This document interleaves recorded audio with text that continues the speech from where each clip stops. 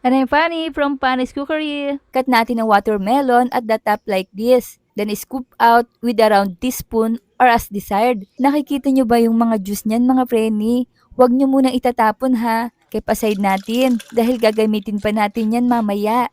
Then remove the seeds if any. Minsan kasi seedless ang nabibili natin. Set the juice aside and strain.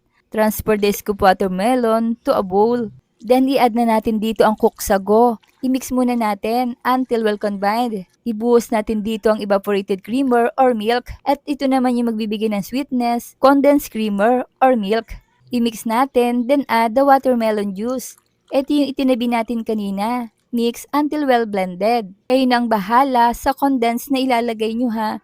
At palamigin muna natin sa ref bago inumin. At pwede di kayong mag-add ng ice cube kung nais. Alam naman natin na ang watermelon ang number 1 na prutas na may pinakamayaman sa tubig. Kaya naman, ito yung pinakamagandang kinakain o inihahalo sa mga inumin kapag summer. Ang sarap, promise. At talagang sarap na sarap talaga ako dito. Kasi ito yung number 1 na favorite ko sa mga prutas, ang pakwan. Hanggang sa muli!